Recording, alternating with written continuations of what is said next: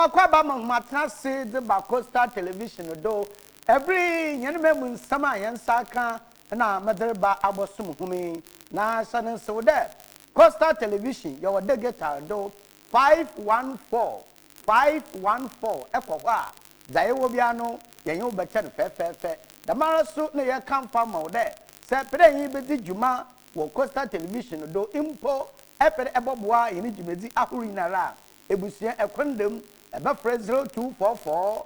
026432 0244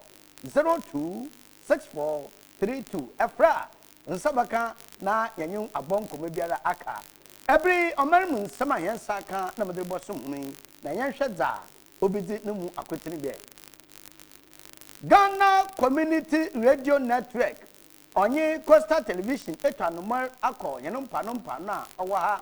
ne yehunu pefe de nkubia oho yina no wurugiro ejerma afafo wasama anye de na se wuduru nkubia ya onadwuman obaye dan na waye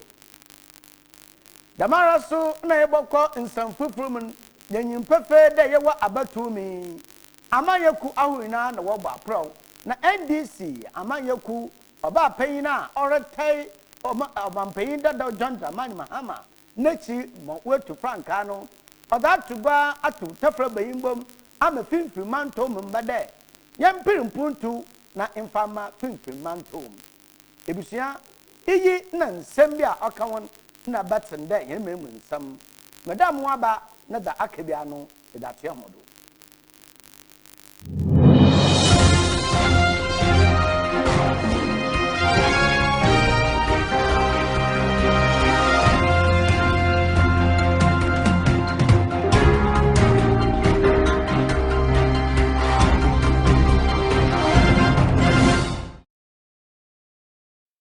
na yanje insaman numu nchechum Ghana Community Radio Network onye Costa Television etwanomar akwahenam paano na se etefu ni adehedam bakaya sisiare ebanoma na ebo ogwa mpana ebusia meanwhile sport meanwhile bia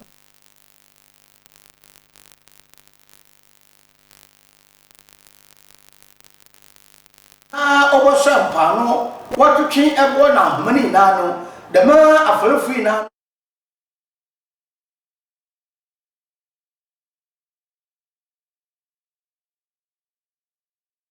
network ano bano mark bisa ejanma fafo de another orukodi nusunsan beban na odebabra mu adwuma wori yenum lan zampan fu binum wakani na yenchawoman particular kubin obuan ya so kakra da woman kon na ezi ejuma na one asna etna asejin frama nti ujicho kubin adini nya awen inye bebi intime ye ejuma na ntadamo ni nya nte besa ba no mo kasane empa no yempere wazi yed ba na wazi ba yenso mfrefre aso ho yen kakra yenso ebre won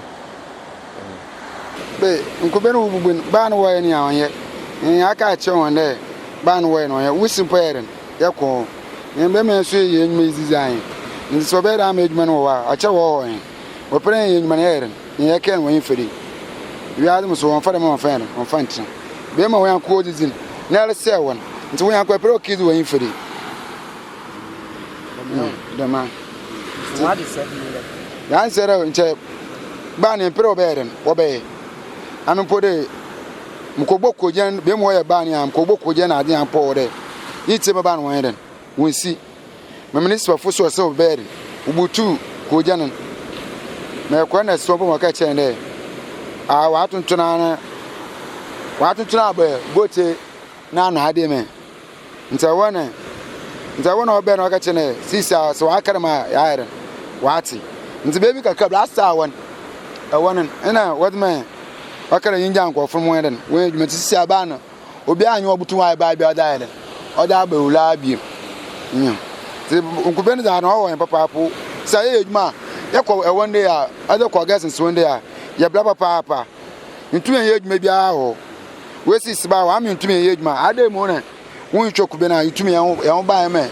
ye adwuma no wa me nso ya were e ho to no be ma si se agwo ko ire e wo ye kwa e ka bra nkotin ade gina nso anu ye twa eboa antira mo so se first won twa won siba nchinya so na ere ye twa eboa ma eboa no ere won ye ko no ba ntima aseman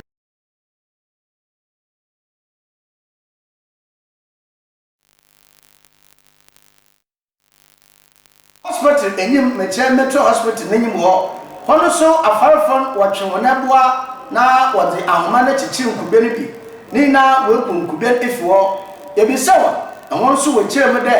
ahawo na tete a wo mun ne bi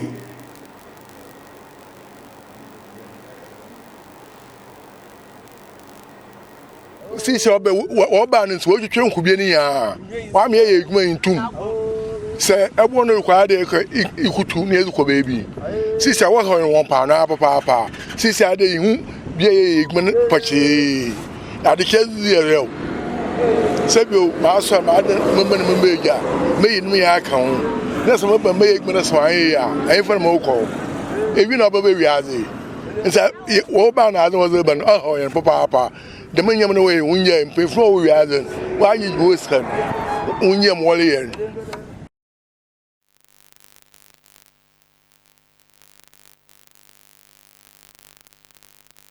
no wo oye metro hospital wo yesa yu bon komo na wo chie me de wo twetwa sra aban na ho na tete wo mu no aban abaya honoboa no sense in there yo mpane eduma aban o sisi papa sisi o sisi ne sabi o aban o ti abasi yesu gun sunanu no waro ba ho atremi bien ko so the man the man master really am fam so mo de o to school say the man me asa so pan abedum ni ginya na da am fam no na mo so ko school school fees na da basa ara ko yin nse na unye do pan no asure won toilet wa unse toilet bi wa sai akwa no wala o da aposo fuso no they be nyore aka me message do abenan awa abenan na de mi nyo no we are president the be nyoro what you so do go presentation ne kuta sikaji nyano me kakra me nyoro pana me ko ya bufa ba ana arbachi me kuta presentation na what nti sabi ne aka atmasa nti once one ya mfrafe aboban no akatum na bro na amana Ghana yakọ akwato aba na yin pefe de sanya du amanya sama otedama numun saman nsam kaka a owom na alapebo titserempo hona wal prede ubinyetum ana yezikoko betiri boto aba ma honan hono podi aya won sedara enyinsam nemum abadechira ya from supporters awunu mam na wadi alapebo na alapetwa wadi ma mpanyinfo eyin sasunti wadi afutu ama oye ejanom enanom mesre ahemfo na oye ahemba fo de eyi obi ya amon no nsam fata wiya pa de na nan mayinfo wadi won badegi amanye semum osanda ansane nsuwa na da wobaye moman etumpo no o wiya pa ye osanda adisuda no bagi ne de sadamo hini owadama party a na no musu makodama party bo hwe no amfa somdwe amfa mba nti na ma eminsa oya mankesim himba we gina do no da futu odama na nanom ahemfo de wontu won femfem da obaye amanyasam ahemfo se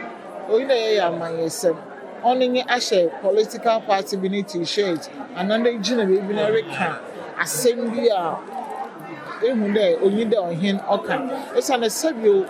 mana na kechem the politics ye dirty game nti say your ohin na kwaye the mazina sabio obi onyide onyo kasa basawasanku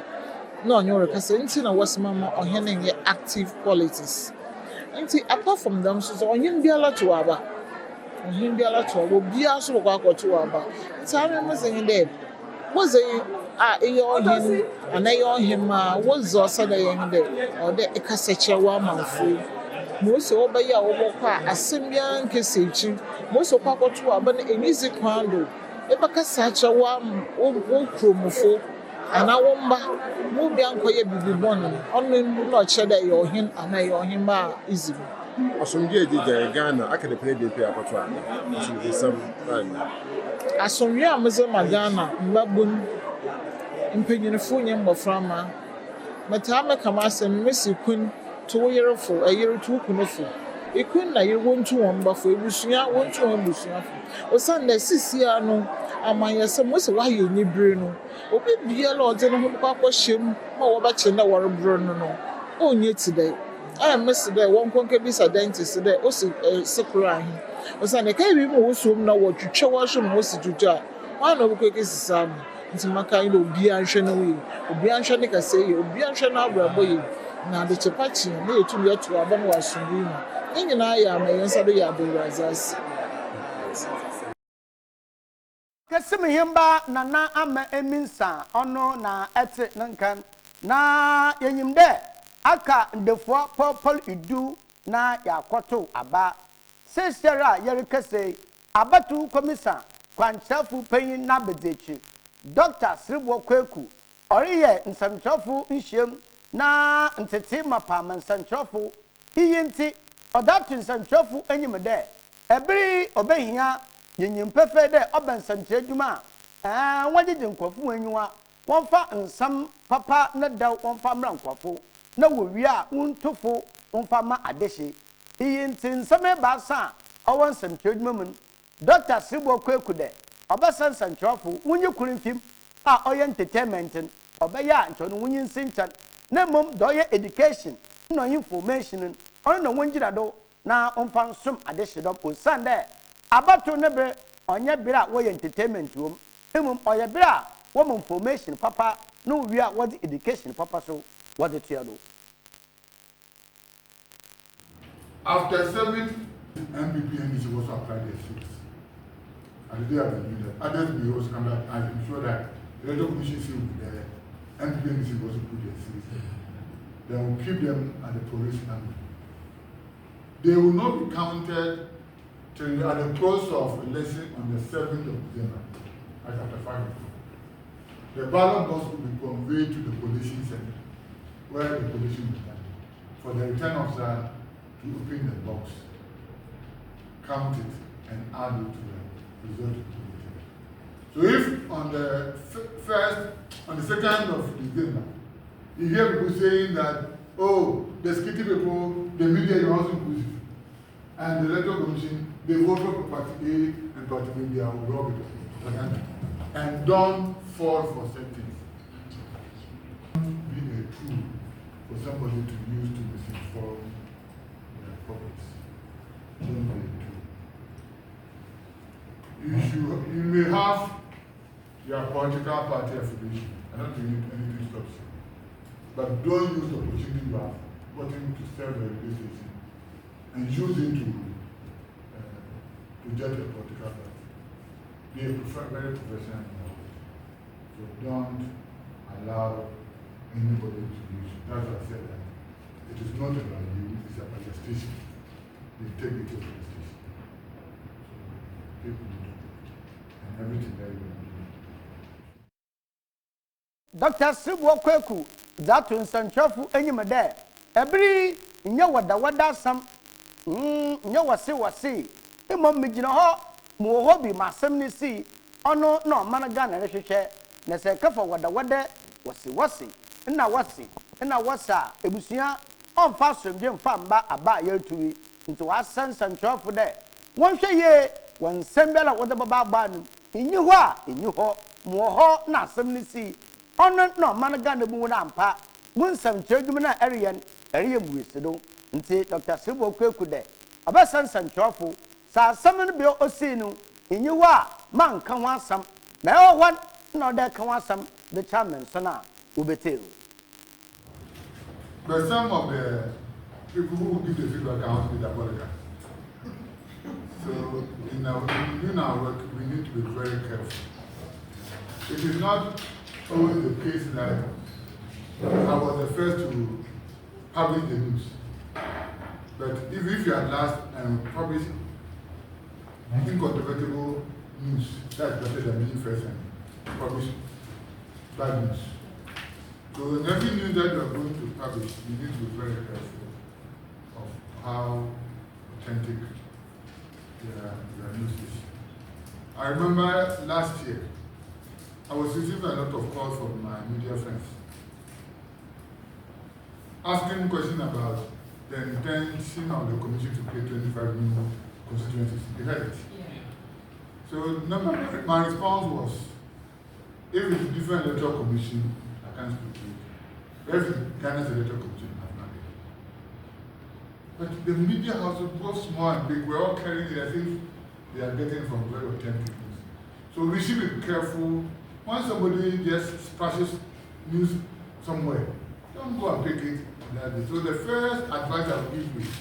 is that avoid publishing hearsay. Somebody can dream and create news. Somebody can dream and create. Now with this time of this proliferation of the social media, people can be very mischievous. People can be very mischievous. And if you don't take care, you will help people to perpetuate the bad thing that they have intended to do. So check and check and check and check before you also doing the thing. Because I don't think as a responsible media house or person, you will happy that you publish news and it turns out that they are not true. It will have affected you. The other thing that I also want you to bear in mind is that it is more of the integrity of the station, not you. So everything that you are saying, is it going to project your institution or you are just projecting yourself? So if it's a bad news, people may even may not know who published it. But they say that they heard it from so and so FM or so and so radio station or so and so.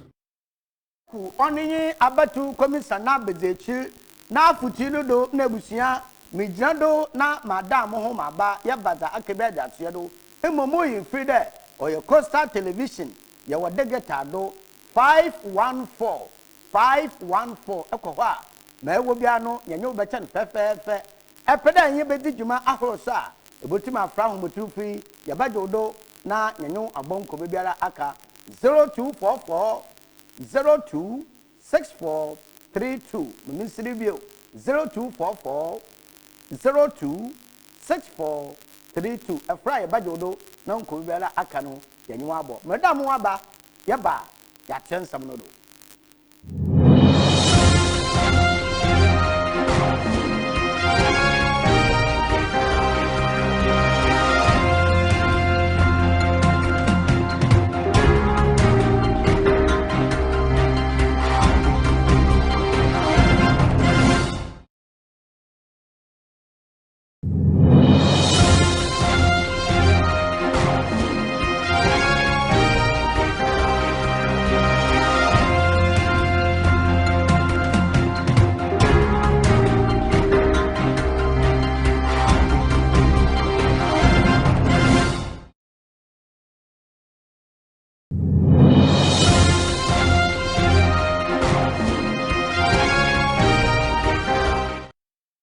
Mwakwa bi oziba Coastal Television do the geta on 514 won sabaka na da ewo bia nso yanyu ache every yeche nsam no do na edabra homa ebusua NDC amanyeku oba payina oletai nya olutu franka nature meche running mate Professor Nana Jane Opoku Ajeman ode na probo ebupo mu finfimanto ma ha na obuduyin na ode ntotosre de ma finfimanto no mbade yempiri puntu na emfa ma finfimanto osande enchankanan na finfimanto na yereka woye regional capital naso metram national capital naso obandat enande sabi tafreche mpuntu abohende masanchi abo akukwe nti oba pay na same de finfimanto mba yempiri puntu emfa ma finfimanto ina jama ọhaw no wa akọsoro no nyina ɔde yɛ kan yɛn ho bom meba ha meba srɛ wɔn anyangofa sabe adwene nyɛ nyimpa koro ne tirim meba srɛ wɔn anyangofa ne nyina yɛ adwendwene ho nti yɛn central region yɛpɛ dɛ ɔyɛ dan ɛbrɛ kwan na yɛfa dɔ a yɛbɛda ne yɛn central region yɛmpɛ dɛ yɛdzi fourth poorest region bio damaze ne bɛyɛ akyɛ ɛbrɛ namɔ na yɛtu a na dama na mo ne yɛretɔ de yɛka de manyimfo ka ho ne mesiafo nso wɔka ho nti yɛ na nzɛma bi wɔ hɔ a na yɛdzi first wɔ ho na yɛpiriwanyinsa na nsɛm bebree ɔyɛ atete eba na ade nti na ɔba ndam na nkyɛ besiaba aka akyerɛ adze a onya nti a wɔaba ndam na ɔyɛ awerɛho nanso wɔanya aba yɛbɛyɛ hɔndan ɛyɛ na yɛsɛ pɛ na nanom wɔdzi bi aba na ɔno na nam bibi dɛm sii ma ne so ntum nkɔ n'enyim papa no yɛbɛyɛ ne dan sɛ yɛntoo ne nkyɛn yɛntoo ne nkyɛn nti na yɛhia hɔn ne ho nyinaa wɔ aboa hɛn wɔakyerɛkyerɛ bebree yɛbɛhyɛ ase efi ne bebree yɛdze bɛkɔ akapem ɛyɛ ne mesiafo dze adze ɔhɔ yɛn kɛse na nkyɛ yɛyɛ fourth poorest po na nkyɛ yɛn ho atɔ hɛn na sa nkyɛ ɔnyɛ hwee ana ibi no krom ibi ɔhwe no po de odi yɛ kyɛn kuro foforo do ibi odi first na nso yɛagye zi dɛ sɛ yɛka yɛn ntam bom yɛka yɛn adwene bom yɛdwene yɛn region no ho ne yɛtu anamɔ no pa a megye sɛ nyankopɔn bɔtɔ nso pa so ɔsɛ gudu sinananom mada hɔ no ase pii ɔde yɛ bi sɛ central region ebaase na yɛhwehwɛ ɛhemfa paa na sɛ ɔyɛ beebi ebaasa a ɛhemfa na yɛhyɛ ase fi a ɔbɛsan ɛkoro na ɔbɛsan ebien na central region ɛyɛ na ha na wɔdze ndzɛmba pii hyɛ ase ɔnyɛ hwee ɛyɛ nso yɛ aba ɔde yɛ tuo do anaa ɔnte dɛm ɔte dɛm ɛho a nti na ɔno wanka ne yɛ ntam dɛ ɔnte dɛm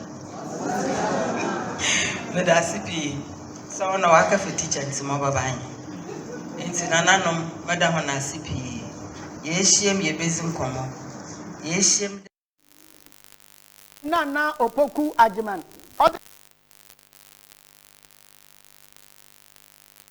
Fifi manto momba no this one no pondo there or your NDC amanyoku when that when and when endo adun so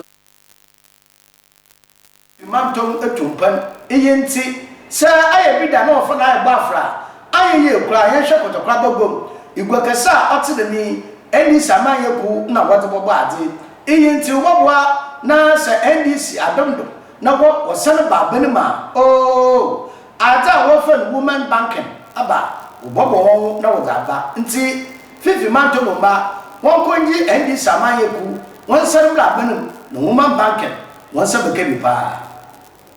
mboa kakra na yɛhwehwɛ yɛnka da mboa bi a ɔdze be no conditions atenten ɛda ne yɛkaka women's development bank ibi mo so na wo mesiafo de nti na wɔn kɔ bank nso aka bi onye bon na senyima asam obi sanya ne yakɔ bank a nche beta ase erko baka cho da wo balance no ode num yedru na mara he na mo hwehwɛ na sa bo balance num yedru asancha member erko enkrata wo bogo enyim da ka fail mo so sabe no sra maka ma di so wa ko enyim nti ma me fi bank manager ne ma member bio ibi so kafa karbra kafa yibra na he na no ahead eba zepo ne ye wo nti yehia mesiafo baby a so wo hihye nzamana wo beka ehe so wo beka da ehe so ye ka ho na dam isun a yesu akyeri ina dama ohaw no wa akosoro no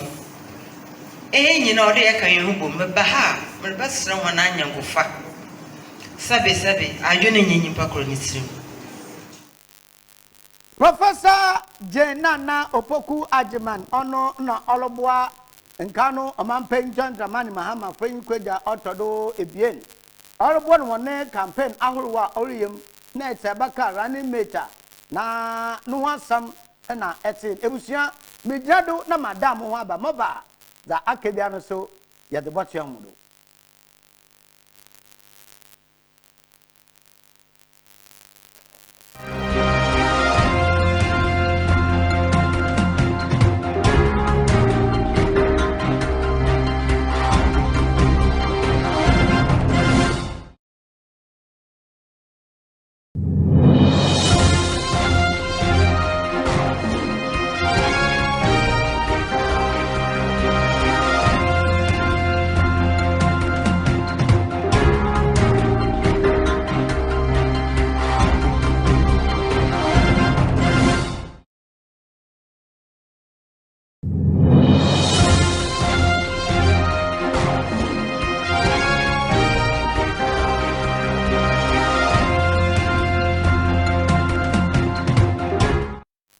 Mensamu akwaba mo atena sembra Costa Television do mo yemfi dey wo degeta 514 nti ekokwa a nsembia ye wo no yanyo bache ebusia yetia nsam no do na demna na yareka no Professor Jenana Opoku Ajiman ne apragba abobo no fimfi manto ma ha no ebusia ne nsam ne ntua do no ogina do na odema fimfi manto momba de sayabaka ya igwa awurwa NDC abra wo wa bene mu woye no ehu do oya homka ntinda nsuruto ewelubo adisha wo kotokwa bagom nsuransu nsurawia osanda market papa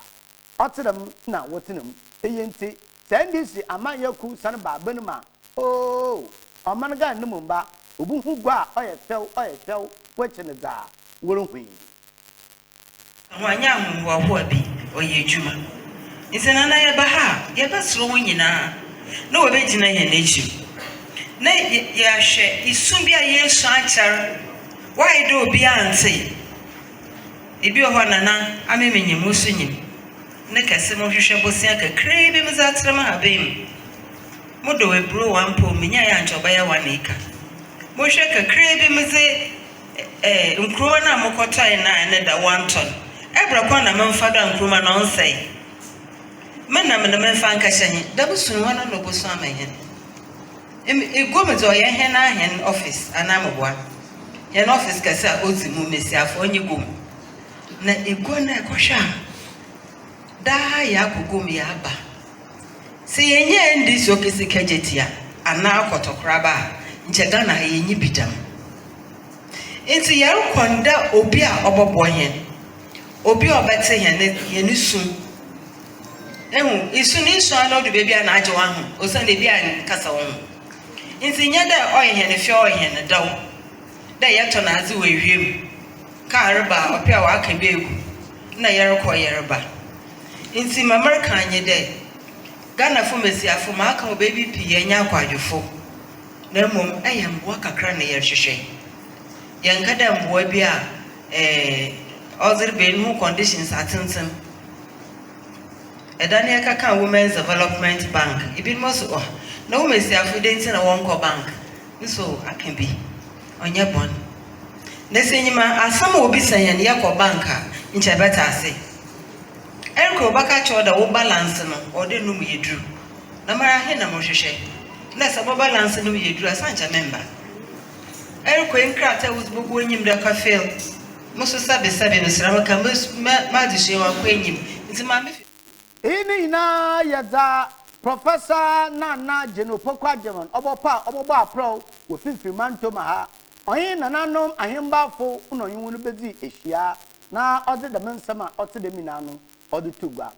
ebusia yakọ agudum nsama wo agudum nsanmu anada na obotogwa de Black Star Management Committee we good na owura Ernest Thompson oye committee member ono oda atugo achirime de oye we gunu dance papa na emom wore hwekwan de empeinfu be ya hoboa na we sese da oye na wodabre empeinfu wodabre oman Ghana tita po GFA ikuna nkasa all one o sande se yereka oye national team ni nara da oduma kotene pa on Black Star na emom yin pefe de Black Star no sese atutu apansam do kontebe na sa atutu apansam da eno no wo ma sabi utafrete onye da ma otenara mpanyin so aka etama no oyefia ono nkyere wa atetew nye na to atetew mpa kosibwe no nwene butu wa tata mo ayeye enti Sunday we go Black Star Manager Committee a owura Ernest Thompson de oye na mom wonhwe no mfensi senyi no ma afofor omohwema Black Star onja nanado ebusua no de na ebegina na mede oye omani mu nsama yansa kani na no mede besi menchia ebusuafa wobom ma yede jimedi na no yede blahumina aseda kase onkoma wa ebri enya bre na adaje na atene wa bisebra yeda bewiyi aseda kase onkoma muyi frida Coastal Television ya wode geta 514 eko ha da yewo bia no yenye obete epehi bedigwa mpocho butuma afra homotofi ya baje odo na yenye edigwa fefe dama 0244 026432 Mamisiri bio 0244 026432 Efra ye yu bidun komo na da akechi bia no ye da abra mo hu ina mbo na sha ahenwa abraw enyabi